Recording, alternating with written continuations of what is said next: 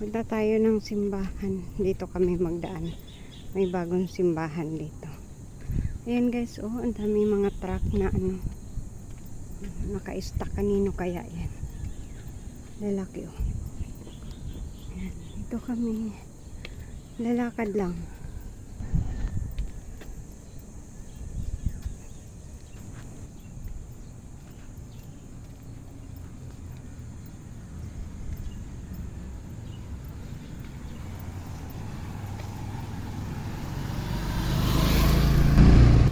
Ayan guys, ano yan? Stock room ng mayor dito. Ang laki niyan. Stock room yan ng mayor dito. Ayan, oh. City of Dasmariñas warehouse. Dapat ito guys. School dapat ito. Donate ng may-ari ng lupa nito. Pero since na dinonate sa ano, ginawa nilang warehouse. Ayan. Imbis na malayo ang ano, malapit ang school ng mga kabataan, ginawa lang nilang stock room. Ayan. Ang laki niyan guys. Haba niyan. Parang 1 hektarya. Yung sakop niyan.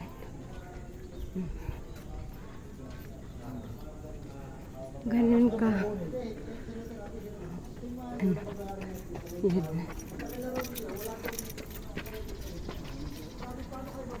Tapos ewan ko kanino mga bus yan, oh guys. Ano, diba? Ang daming bus, oh. Metrolink daw. Basta ka sa kanila. Saka yung punong mangga guys, oh. Dapat yan. Huwag nilang tanggalin kasi 100 years na rin yung punong mangga na yan. Dati ito ay manggahan ito lahat. Pero ngayon, ayan. Ito, ginawa na nilang mga tambakan ng mga sasakyan, mga truck. Ayan, oh. Hindi mo alam kung saan galing yung mga truck na yan guys, diba? Ginawa ng tambakan, wala nang puno. Ayan, yung mga puno dito pinagtatanggal na. Ayun, oh. Nag-iisa na lang ang puno dito. Yung mga puno na yan ay tanim na yan ng may-ari ng lupa dun. Mga ano, sapida. Ayan guys, oh, mga sasakyan. Diba? Dami nilang sasakyan. Ayan pa.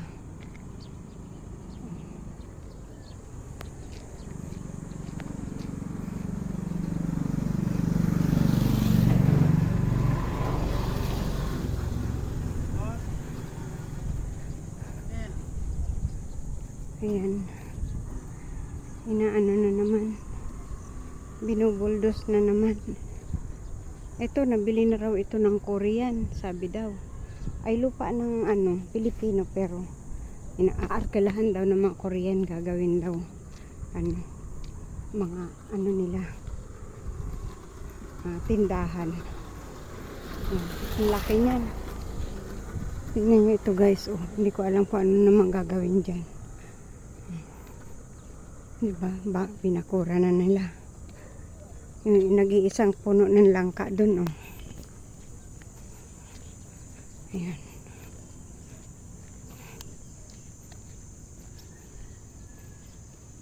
Wala na. Kaya ayan. Marami nagda-jogging dito guys. Puntang ano. Ayan. Laki pa na sana nito. Dito dati, manggahan to. Kabundukan pa to. Ngayon pinapatag na nila. Yung mga puno ng mangga, oh, may mga bunga pa, may mga hinog pa.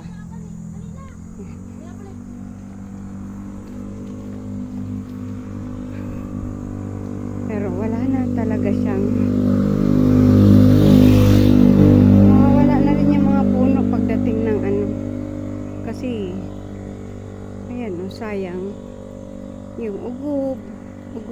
guys, si Kamansi. Pagdating ng araw, tatanggalin na din yan. Ayan. Diba?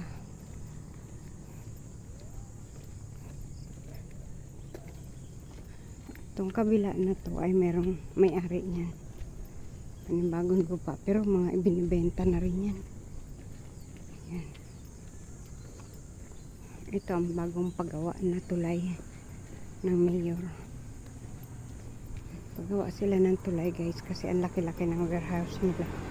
Hindi sa dinaanan.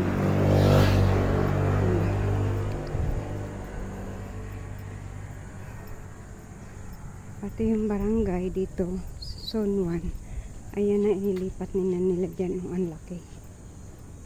Diba? Ito. Maliit lang itong sapa. Hanggang doon yan sa amin guys. Yan yung nalaki doon sa likod namin ha. Si Mario lalakad.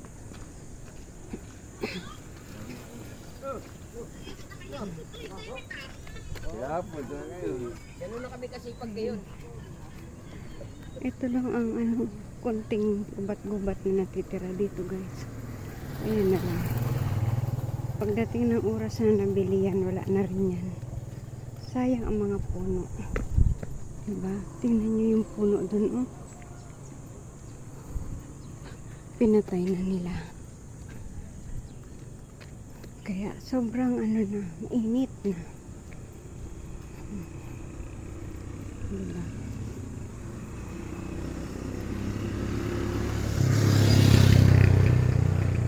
Halos karamihan na may-ari dito guys ay wala na dito sa Pinas, nasa ibang bansa na. Yan. Kaya ang nagmamay-ari ng mga lupain dito ay iba na.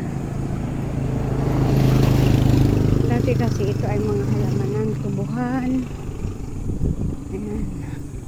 Ngayon meron ng tika sa rental. Aba, may rental na tika sa Yes, casa rental. Ayan o, parang ginawa nilang farm na maliit. Pero magre-rental ka daw.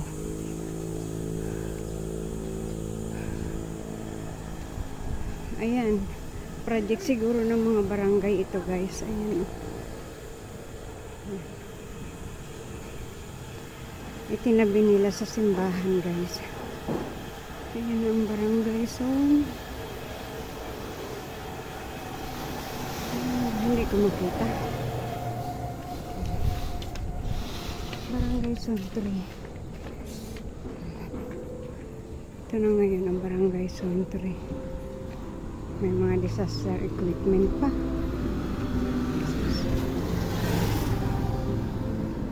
Hindi baga magtanim ng mga puno.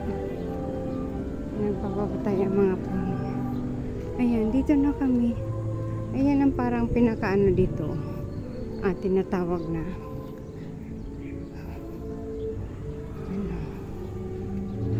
Maraya Garden.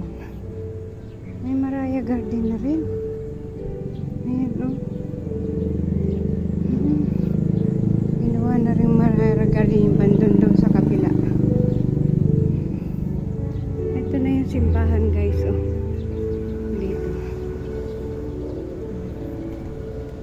Yan na lang ang puno. Buti na lang may puno pa.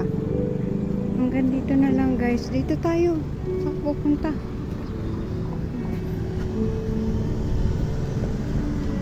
Ito yung simbahan.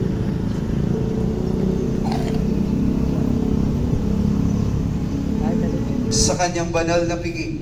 Panginoon,